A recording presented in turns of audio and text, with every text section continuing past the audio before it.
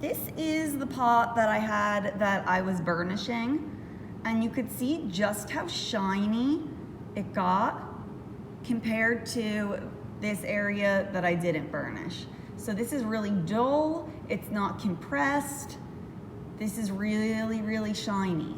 So the rock really compressed all the clay together and created this shiny surface. So the two different reasons one would burnish. Number one is to create a nice surface to paint on. Number two is to get a really, really shiny piece of work. We're going to be burnishing our porcelain pieces to get a really nice flat surface to work on. Later on in class, our very last project is going to be a teapot, and we're going to be burnishing those to get them as high gloss as we possibly could. Now, we talked about clay, and I know that you guys all know that porcelain is a man-made clay body. So it was created by mixing different ingredients together. Because so, it's very, very delicate. So if you're gonna go in and really try to burnish it, it does have the potential to crack and break easier than a clay body that was dug up all at once and, essentially meant to be together by nature. Going into burnishing. All right. So looking at clay in its different consistencies, if it's really dry like this and it's quite white, that's a little too dry to burnish, and you guys are gonna wanna go in and slowly revive your pot like we talked about, maybe Tuesday, and you're gonna wanna go through that process of slowly re-wetting your pot. If your clay is like this, and when you go in with the burnishing stone and you rub it against the clay, and it actually moves the clay, that means that it's too wet to burnish. So you don't want it to move the clay like that. When you have it somewhere in between, this is when it's gonna be a good place to burnish. Now, one thing I wanna go over before burnishing is, my pot maybe dried out a little too quick. Maybe I have some cracking going on. Maybe this happens even after I burnish it. So I'm going to introduce you to the magic that is vinegar. Super cheap. I'm sure a lot of you guys have it at home. We're gonna do some ceramic science right now.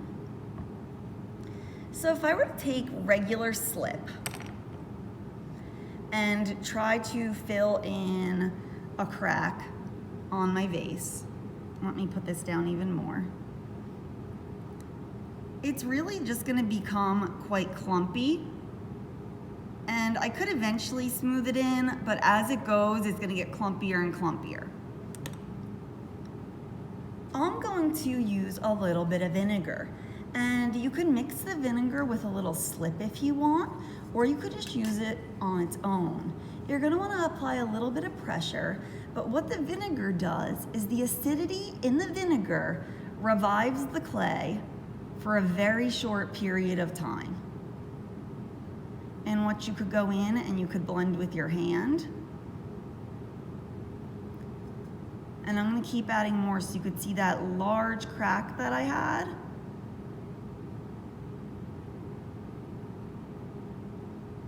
I'm essentially able to smooth the clay back into it.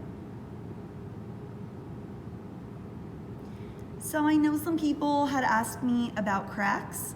That's how you could go ahead and deal with them in a super, super easy way, in a really affordable way, and vinegar is your best friend when it comes to any little cracks in ceramics. Even after you burnish it, if you get some cracking along the top, take a little vinegar in and you'll be good.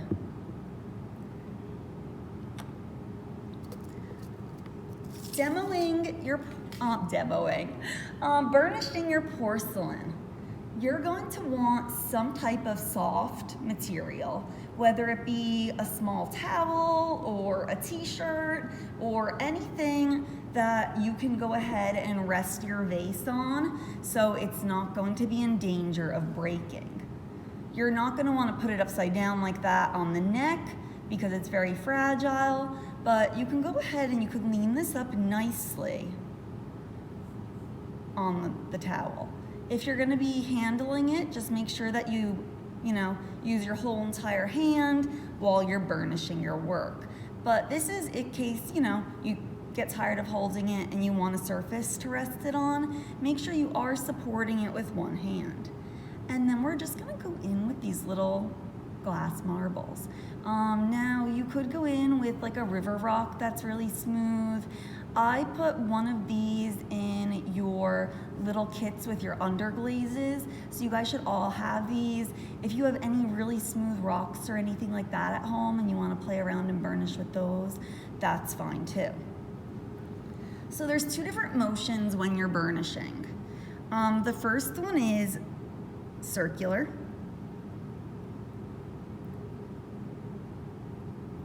And you want to make sure that you're really holding your piece of pottery.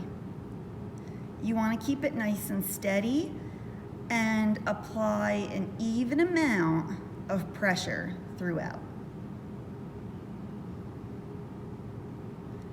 After that, if you feel that it's starting to get smooth and it's not moving any of the clay around, you have a pretty good surface to continue. I'm then going to start going up and down. And some people find burnishing really relaxing. I had a student one year who, he wasn't so much interested in creating things, but he was always like, does someone have something I could burnish? Because it was so meditative for him to sit there and burnish all these pieces of pottery. And he would make the shiniest burnished pieces. Now what this does is it flattens it out. So I'm not so concerned with you guys getting a high gloss shine on the porcelain because like I said, it is man-made, but you could see this side here is already smoother than that side there. I'm just gonna continue working it. You guys might also notice that the color changes a little bit. It is holding in some moisture because you are compressing the clay together. So all of the different layers of the clay are, compressing, and you're gonna be able to feel a little bit of moisture that maybe wasn't on the outside layer, but was on one of the inside layers. And I am really trying to keep control of the top of my pot. Now, if you guys feel uncomfortable burnishing the very top and you're scared it might crack, that's okay. I would just recommend going in with some water or some vinegar and altering that. Just get it nice and smooth.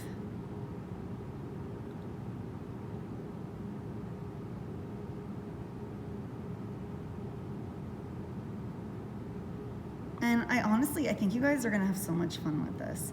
And find different positions that work for you. So, I was just holding it like that, and really treat it with care. Don't let this part touch. Figure out different ways to hold it, using whatever towel or t-shirt that you have. And I think it's really fun to kind of watch videos of people burnishing. One of my students in 4th block the other day said he spent like an hour watching different burnishing compilations because it's so satisfying when it's finished. But you could even see, I don't know if this camera's the best. Here, I'm gonna hold it up to my YouTube one, but that it is darker here and then it's lighter on the other side. Same exact consistency, same exact little bit of lumpiness in it, but now you have this really beautiful surface to continue to work on. The reason I gave you guys these flat stones is because you can get into other little areas. If you added on a foot, you can really go in and burnish up that.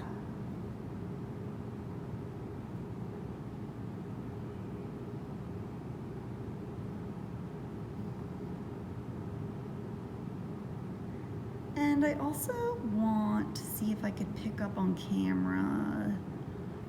Yeah, like this section right here. I'm gonna go in and burnish that flat. Making sure that you're really supporting it with your hand.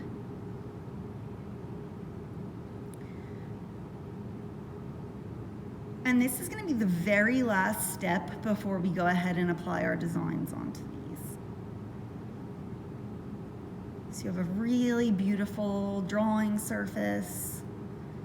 And you're gonna be able, like I said, to compress some of those smaller bumps. I know your images that I was looking through and gave you guys some feedback on. Some of them I suggested smoothing, some of them I was like, I think you could just work those out with the burnishing stone. So you could see it's not as textured as it was. So that's pretty much the steps of burnishing. You know, just being able to decide when you need to go in circular motions, when you need to go side to side, and just having fun with it. Make sure you have a really nice setup. You know, make a little nice bed for it. These are very fragile, so be very careful with them when you are doing the burnishing process. You guys worked so hard, so you want to really be patient when you're burnishing them. That is key. So not only with these pieces are we smoothing them out, we also are strengthening them a bit. And the reason that I want you guys to add a little bit of strength to these, number one, man-made. Number two, super fragile. And we're gonna be working with these another week. We're gonna be using graphite to draw on designs. And then we're gonna be going in with the underglaze and painting. So I want you guys to have a really, you know, a little bit of a stronger piece. I don't want it, you know, I don't want you to feel that it's super weak or even like very chalky when you go into paint. You're also gonna wanna have a nice little bed like this for when we go into paint as well.